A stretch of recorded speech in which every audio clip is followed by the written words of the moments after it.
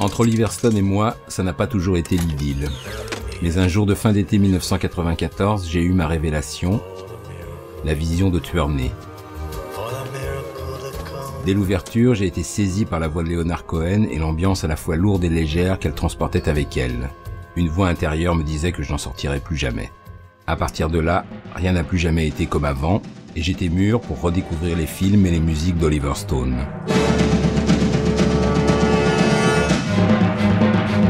Je m'apercevais qu'il avait travaillé avec Georges Delerue dans Salvador, avec ce thème de générique étonnant, mais également, un peu plus tard, cet autre motif qui me donnait furieusement envie de réciter le générique parlé du mépris, même si James Woods avait remplacé Fritz Lang et Brigitte Bardot.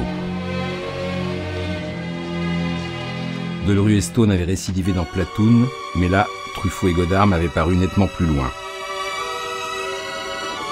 Et oui, le mauvais goût faisait intégralement partie du cinéma de Stone, et il allait bien falloir que je m'y fasse. Sinon, dans la galaxie Stone, il y avait un autre grand, John Williams, lyrique dans le thème magnifique de Né un 4 juillet,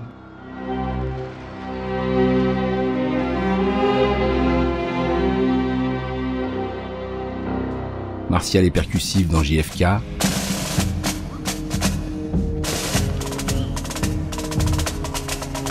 et même subtilement inquiétant dans le sous-estimé Nixon.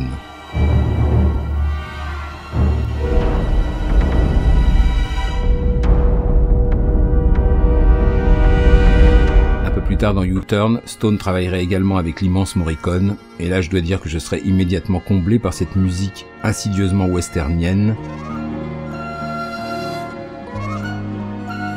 et également par ce thème qui me rappelait les très riches heures du giallo.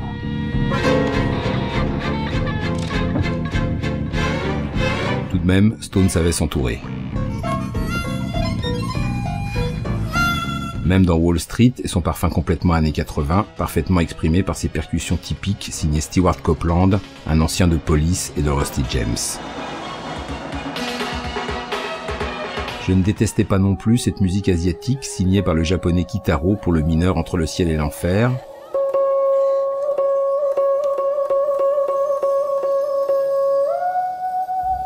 Quant à celle de Paul Cantelon pour W, elle avait presque réussi à me rendre bouche-fils sympathique, c'est vous dire.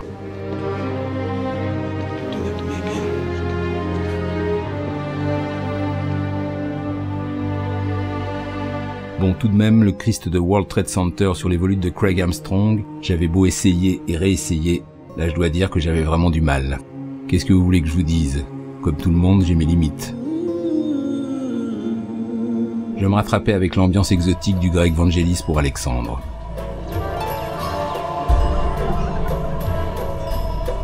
Mais ce climat oriental me ramenait inéluctablement à la transe extatique de Nusrat Fateh Ali Khan et aux hallucinations de Tueur-né, un choc dont je ne m'étais toujours pas vraiment remis.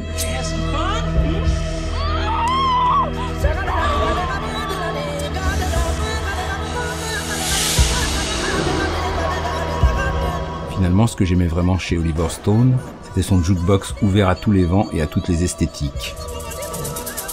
Psyché et indianisant dans Savages,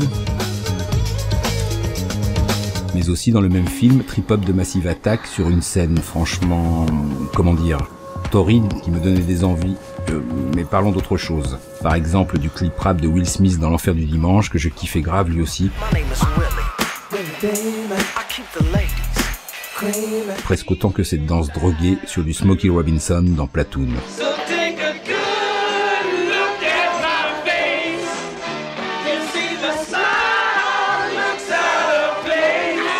Et oui, chez Stone, la musique c'était la drogue, c'était la lue. Enfin, un peu moins quand c'était la country d'Alan Jackson et de notre ami W.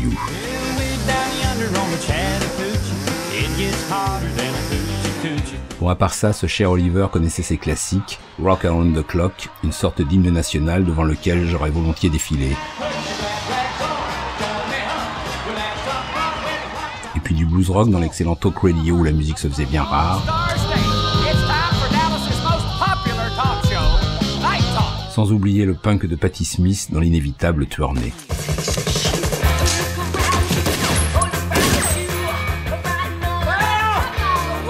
De Patty à Peggy Lee, il n'y avait qu'un pas qu'Oliver et moi franchissions allègrement pour suivre Sean Penn et son autoradio. Yes, it's a good day for singing a song and it's a good day for moving along. Et encore plus quand il écoutait la grande et méconnue Gloria Lynn dans son inoubliable I Wish You Love. I wish you bluebirds in the spring to give your heart a song to sing. Ce qui me menait naturellement à The Voice, je veux dire Frankie, dans son inoxydable Fly Me to the Moon au début de Wall Street. In other words,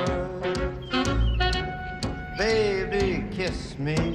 Mais tout ça n'était rien à côté de l'émotion que j'avais ressentie quand Tom Cruise alias Ron Kovic rejoignait sa fiancée pour danser un Moon River éternel avant de partir au Vietnam.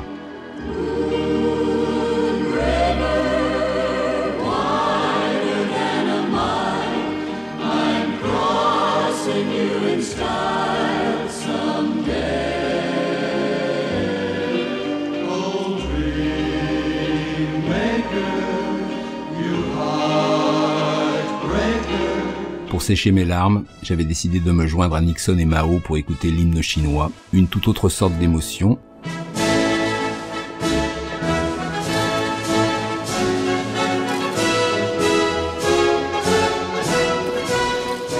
Presque aussi intense que celle d'entendre une valse de Strauss dans un supermarché hyper warolien.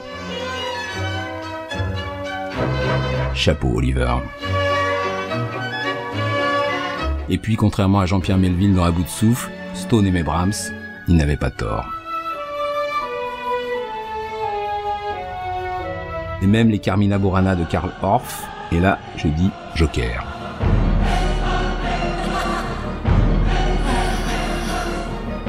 Mais tout à coup, je m'apercevais que j'étais dans The Doors, un film qui avait été tellement mal accueilli à son époque que j'allais malencontreusement l'oublier. Et pourtant, comment oublier The Doors avec Val Kilmer dans le rôle de Jim Morrison et Kyle MacLachlan alias Dale Cooper dans celui de Ray Manzarek. Et puis ces chansons que j'écoutais depuis toujours, Break on Through to the Other Side. Yeah, you know the day destroy the night, night divide the day. Try to run, try to hide, break on through to the other side. L'immense Light My Fire, d'abord affublé d'une drôle de mélodie. Come on baby, light my fire. G-A-D. Good for me. Avant de retrouver sa vraie musique en studio. The time to hesitate is through. The time to wallow in the mire. China we can only lose, and our love become a funeral pyre. Come on baby, light my fire. Finalement j'aimais The Doors, même à la fin, surtout à la fin, quand The End se déployait furieusement jusqu'à l'extase théâtralisée.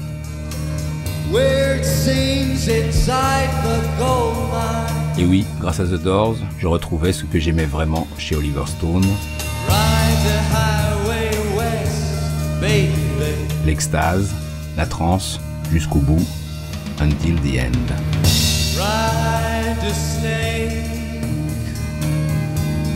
Ride a snake